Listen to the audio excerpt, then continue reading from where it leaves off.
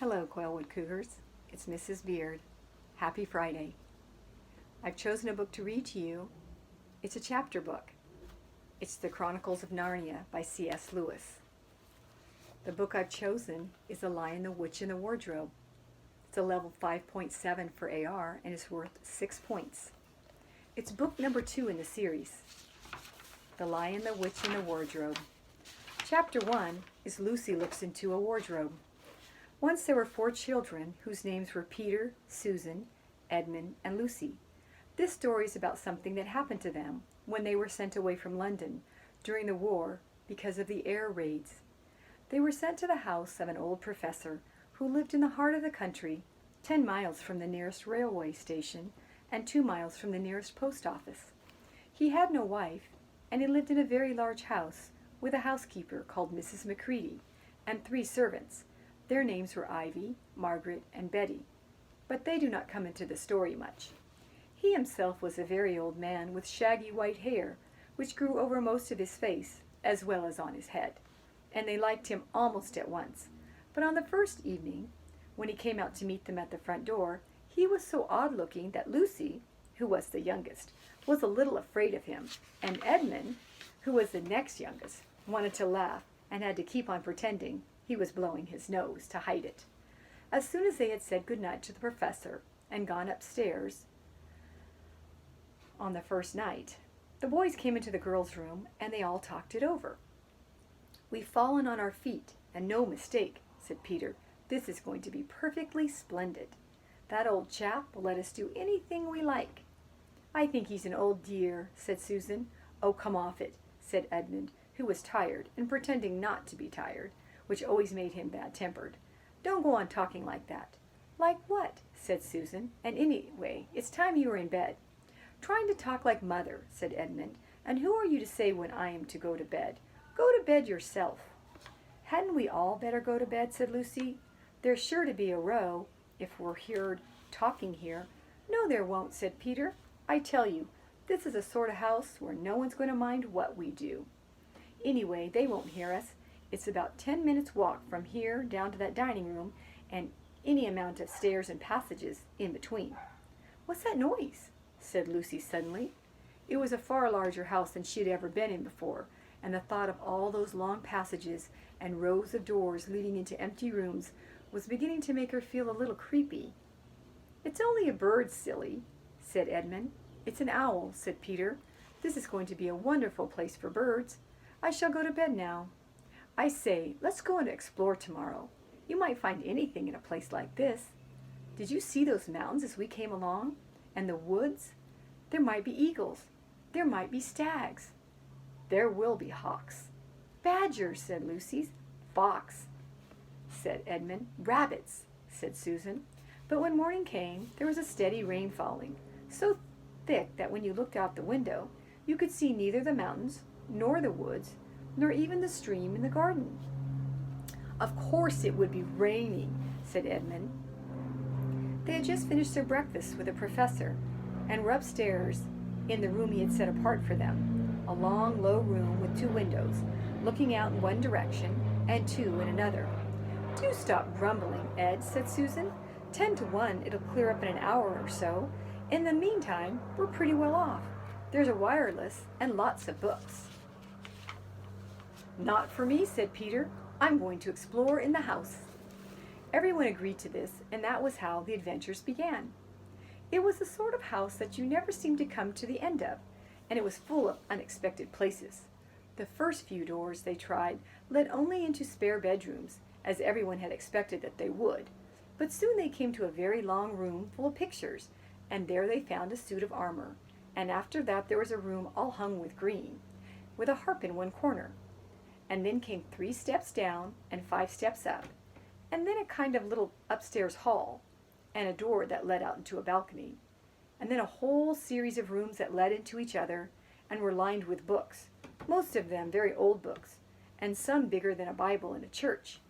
And shortly after that they looked into a room that was quite empty, except for one big wardrobe, the sort that has a looking-glass in the door.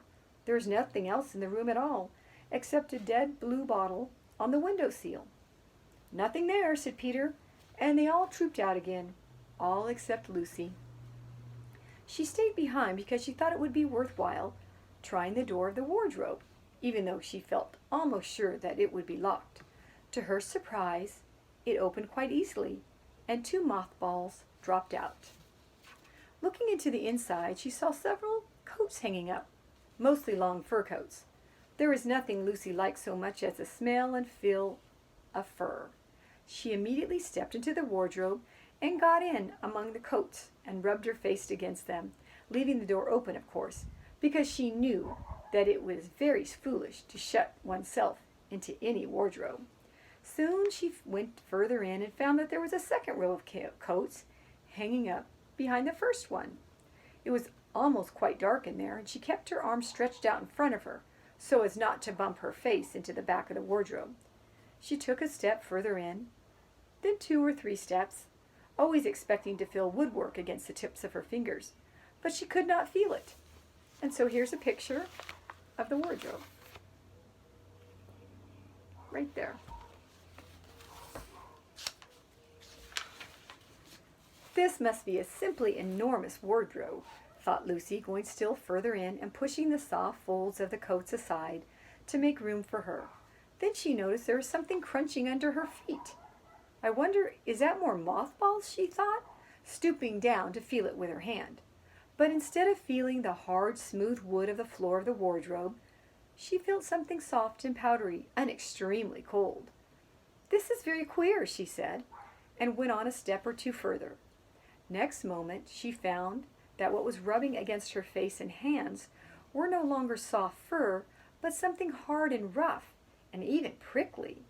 "Why, it is just like branches of trees," exclaimed Lucy, and then she saw that there was a light ahead of her, not a few inches away where the back of the wardrobe ought to have been, but a long way off.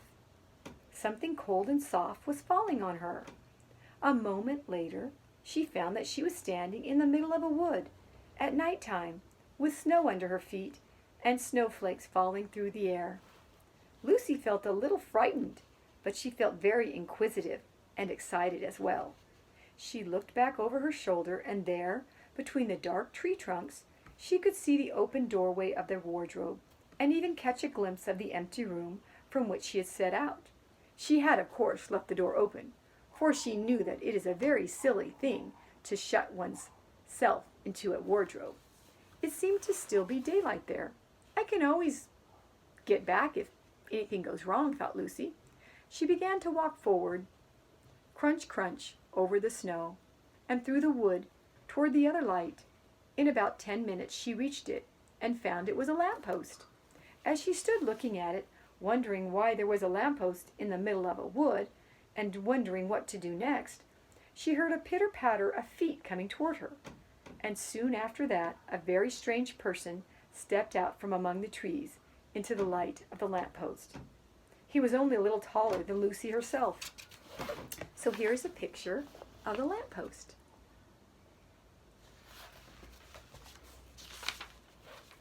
And he carried over his head an umbrella, white with snow. From the waist upward he was like a man, but his legs were shaped like a goat's. The hair on them was glossy black, and instead of feet he had goat's hoofs. He also had a tail, but Lucy did not notice this at first because it was neatly caught up over the arm that held the umbrella, so as to keep it from trailing in the snow. He had a red woolen muffler around his neck, and his skin was rather reddish too. He had a strange but pleasant little face, with a short pointed beard and curly hair. And out of the hair there stuck 2 horns, one on each side of his forehead. One of his hands, as I have said, held the umbrella. In the other arm he carried several brown paper parcels.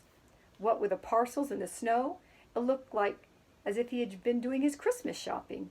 He was a fawn, and when he saw Lucy, he gave such a start of surprise that he dropped all his parcels. "Goodness gracious me!" exclaimed the fawn. And that's the end of Chapter 1. Chapter 2 will be next. So for next time, bye-bye.